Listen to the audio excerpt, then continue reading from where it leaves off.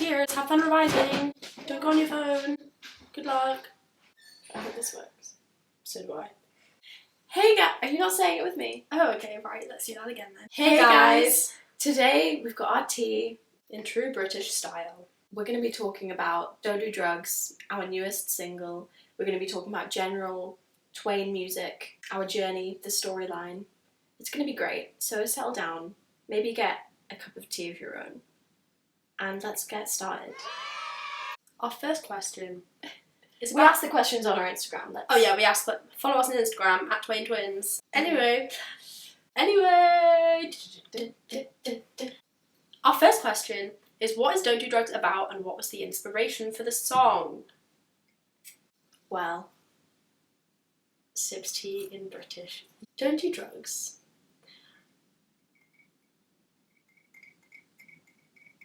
Don't Do Drugs, I would say, is about the collective experience of teenagers, the feeling of being left out by your peers who you thought were going to be with you for the whole of your teenage life. Yeah. And frankly, especially in COVID times, that just doesn't happen. No.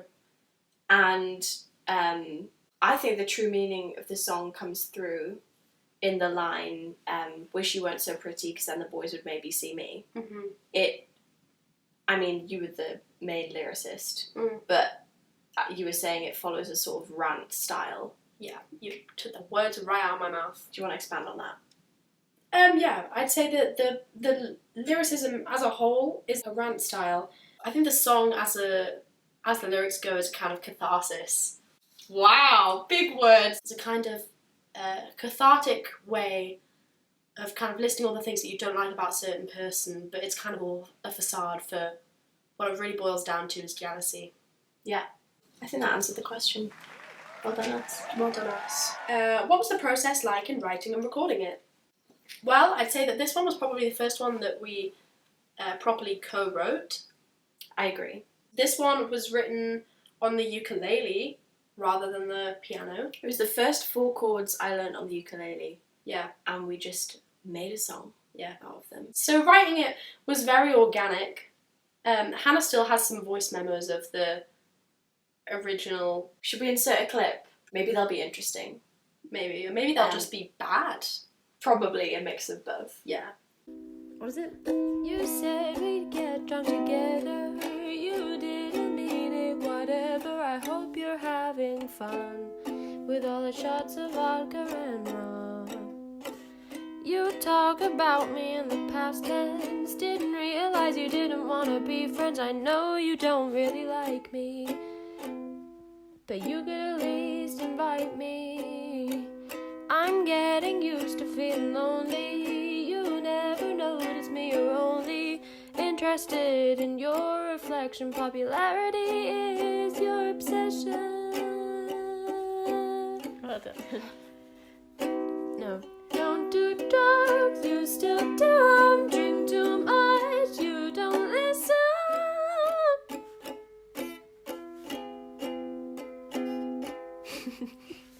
What's the next bit? Is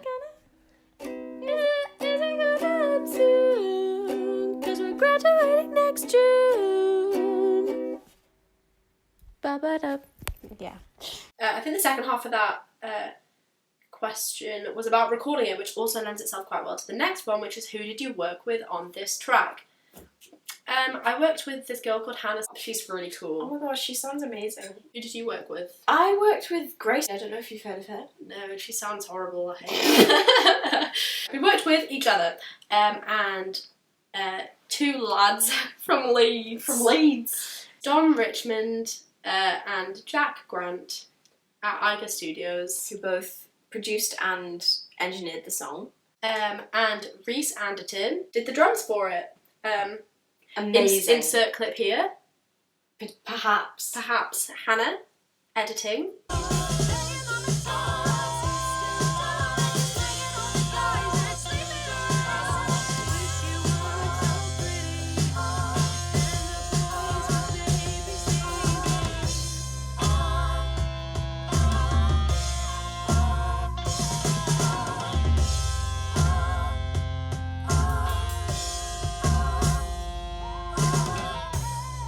I did it in like 3 takes. Incredible.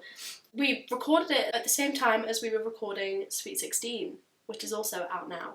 Maybe I'll add a link.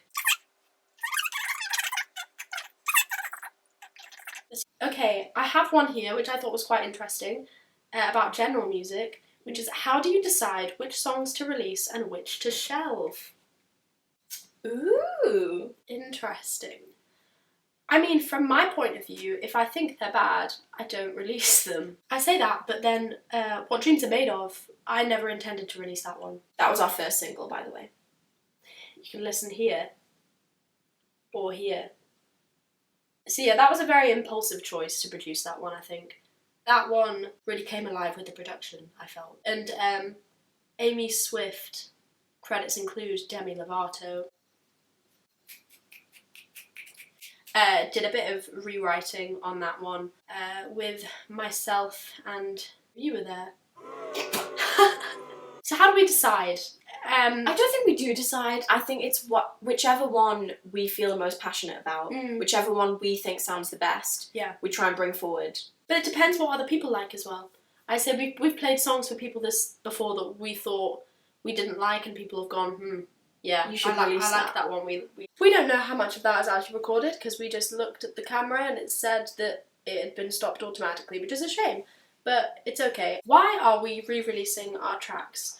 So to those who have been following us for a long time, you will have heard Sweet 16 and Don't Do Drugs before.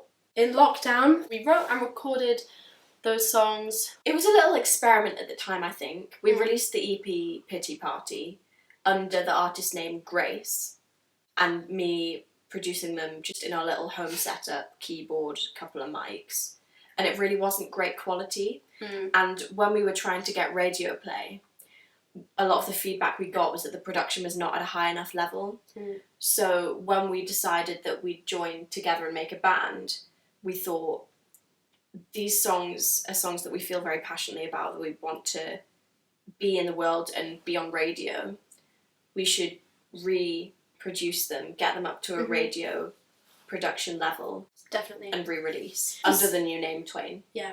I was just going to say that when we first released them, we didn't really know how to do any of the marketing strategies. Exactly. So we didn't really give any of the songs the proper chance to grow. I mean, in the case of Don't Do Drugs, we thought we were it when we created that live version at the end. Oh dear. We thought we were it. And then Dom did his thing. We were like, right, well. Because with the new version, we have all the live instruments and it's real life. And it just does sound a lot better. The concept was there. Another one is most of your music about your own experiences. Interesting. We take inspiration from our experiences, the various ones we've had with friendships, relationships, and then look at teenagers as a whole, especially teenagers during COVID and the friendship issues that happened with so many people. And the thing is though, songs are an exaggeration. I say this all the time. Not every sentence you write in a song is going to be exactly believable, relatable. Yeah. When you're writing a poem, to make things rhyme, you can't have just what happened in prose. You have to make it into verse, and through doing that, you have to cut things out. Through doing that, you have to cut sections out. Yeah. You have to miss certain pieces of information that you thought were really important to the storyline, and you have to morph them. It's exactly the same with songs.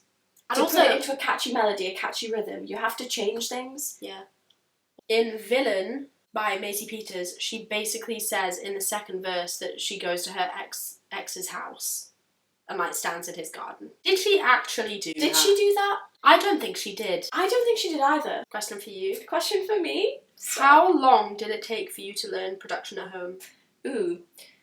So, we got Logic Pro as a birthday present for our 16th birthday.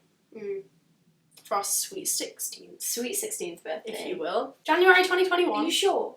Yes, because that's when... You sure it wasn't January 2020? Oh.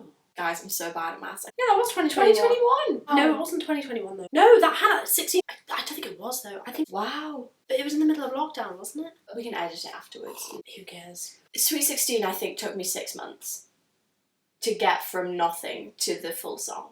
Because I didn't understand any of it, and I just self-taught myself. And you can actually listen to Sweet 16, the original version, on our YouTube channel. You can link here.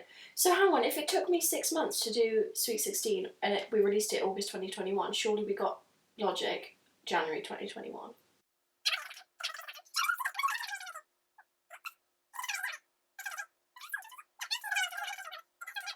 So we did get it for our 16th birthday, January I told 2020. you. You did. You did. What is your favourite demo that you've created? It can be unreleased. Well, but can I say the name The title, yeah. of the song? Yeah. My favourite demos that we've got on Logic are the ones that you've done, the ones that you've produced. Oh, right. Oh, So, Shades of Blue or Night Shifts. Yeah. All to come, guys. All to come. Just wait. Question for me, which is the favourite song you've written at the moment, I would say it has to be Night Shifts. Why am I getting like goosebumps? Why are you going really Geordie? I don't know. Sorry. Yeah. I don't know. Well, Right, there you well, thank you for joining us. Hopefully this makes sense and is entertaining to watch if you've made it this far. I salute you, frankly. Absolutely. Subscribe to our YouTube channel. Please do. If you enjoy this, we might even start doing this, you know, regularly. Whoa. Wow. That means you have to edit regularly. Well, I'll get better, just like I did with production. Cheers to that. Like this video, subscribe, comment down below what you want to see next. Thank you for watching. Cheers. Bye. Water is delicious.